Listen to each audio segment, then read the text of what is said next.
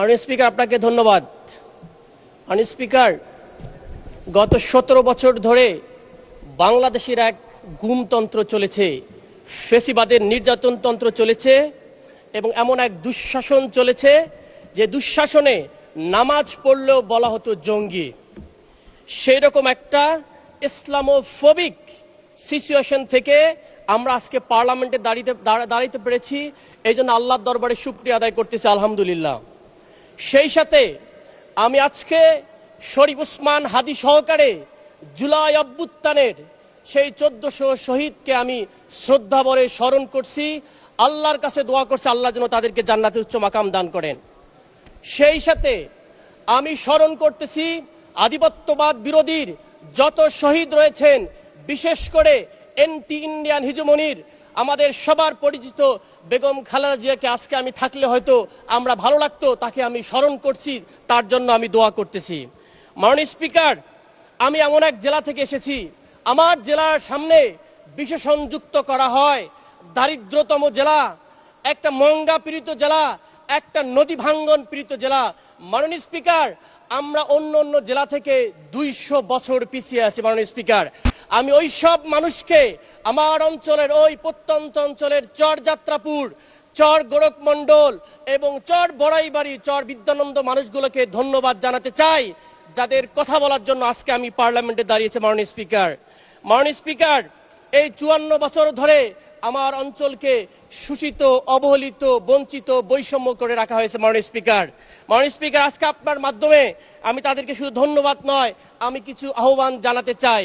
মাননীয় স্পিকার, 25 লক্ষ মানুষের এই জেলায় মাত্র সদর হসপিটালে 25 জন ডাক্তার রয়েছে। মাননীয় স্পিকার, কিভাবে সম্ভব 1 লক্ষ মানুষকে একজন ডাক্তার চিকিৎসা দেয়? এই অঞ্চলের মানুষের জন্য ইমিডিয়েটলি আমার একটা মেডিকেল কলেজ দরকার, অথবা 500 শয্যা বিশিষ্ট হসপিটাল করা দরকার। মাননীয় স্পিকার, শুধু তাই নয়, কোনো আইসিইউর কোনো ব্যবস্থা নাই। আমি রিসেন্টলি ঘুরে এসেছি, 130টা শিশু স্ক্যান নামক একটা শিশু ওয়ার্ডে রয়েছে, কোনো ডাক্তার নাই, কোনো ধরনের ব্যবস্থা নাই। আমরা সেই জেলা থেকে এসেছি। মাননীয় স্পিকার, আমার একটা উপজেলা আছে সংসদীয় আসনে, ফুলবাড়ি উপজেলা। 53 বছর নয়, 55 বছর ধরে একটা ব্রিজের অভাবে আমরা এখানে মাননীয় আমাদের যে ত্রাণমন্ত্রী, সেই লালমনিরহাট দিয়ে ঘুরে 1.5 ঘন্টা ঘুরে আমার সেই উপজেলা যেতে হয়। মাননীয় স্পিকার, সেই বাংটুর ঘাটের মানুষে আমাদের একটা ব্রিজ দাবি। মাননীয় স্পিকার, আমি যখন দাঁড়িয়েছি, আমার অঞ্চলের মানুষের এখনো নদী ভাঙ্গন রয়েছে। প্রতিদিন সকালে শত শত মানুষ আমার বাসায় এসে বলে, আমাদের নদী ভাঙ্গন কবে দূর হবে? আমরা 12 মাস ধরে গড়ি, 9 মাস ধরে গড়ি, আর 3 মাস ধরে ভাঙে। এইরকম করে আমাদের এই অঞ্চলের মানুষের বেকারত্ব চলছে। মাননীয় স্পিকার, এই জন্য নদী ভাঙ্গনের দ্রুত ব্যবস্থা নেওয়া হোক। মাননীয় স্পিকার, একটা মাত্র ট্রেন আমার অঞ্চলে, সেই ট্রেনের মাত্র 100টা সিট বরাদ্দ। কিভাবে সম্ভব একটা জেলা আমরা এগিয়ে যাবো? মাননীয় স্পিকার, আমরা শুনলাম গ্রাম অঞ্চলের উন্নয়নের জন্য এই সরকার খুবই স্বচ্ছ, তাহলে কুড়িগ্রামের ব্যাপারে কেন 64 নম্বর অবস্থানে কোনো দেখা হচ্ছে না? মাননীয় স্পিকার, এই অঞ্চলের অর্থনৈতিক উন্নয়নের জন্য ভুটানের ইকোনমিক জোন নামে যে একটা প্রস্তাবনা রয়েছে, মাননীয় প্রধানমন্ত্রী দৃষ্টি আকর্ষণ করতেছি, এই ইকোনমিক জোনটাকে দ্রুত ব্যবস্থা নেওয়া হোক।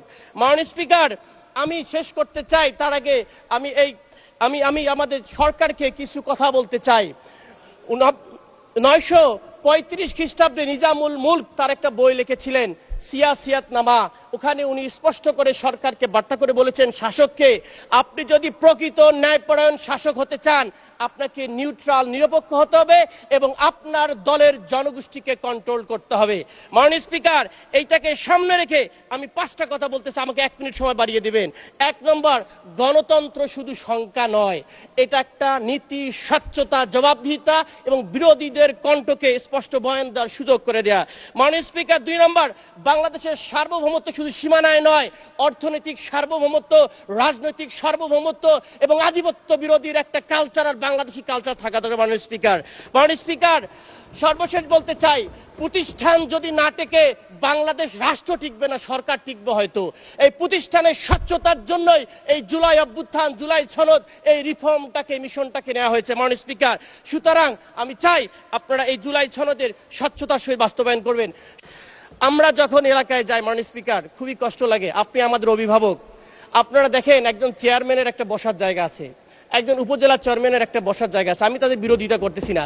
একটা জেলা চেয়ারম্যানের বসার জায়গা আছে। মাননীয় স্পিকার, আমরা সংসদ সদস্য কোনো বসার জায়গা নাই।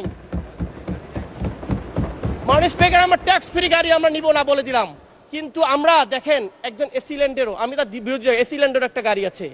আমরা সংসদ সদস্যরা আমাদের কি আছে আসলে? মাননীয় স্পিকার, আমরা যদি আমাদের অঞ্চলে গিয়ে দাঁড়িয়ে আমরা যদি পলিসি মেকিং করার জন্য একটা পিও না পাই, তাহলে আমরা কিভাবে গবেষণা করে আমার অঞ্চলের মানুষের দুর্দশা কথা বলবো? একটা বসার জায়গা তো মাননীয় স্পিকার একটা ছোটখাটো ব্যবস্থা করেন আপনার মাধ্যমে, এটা একটা দেখা দরকার। এইভাবে আমরা যা অনাথের মতো মনে হয় ঘুরে বেড়াচ্ছি। মাননীয় স্পিকার, এটা আমাদের সংসদের সব সদস্যদের চাওয়া, আমার বিশ্বাস এই বিষয়টা আপনি দেখবেন। আমার বিশ্বাস আপনি আমার অভিভাবক হিসাবে আমাদের দাবিটাকে আপনারা দেখভাল করবেন।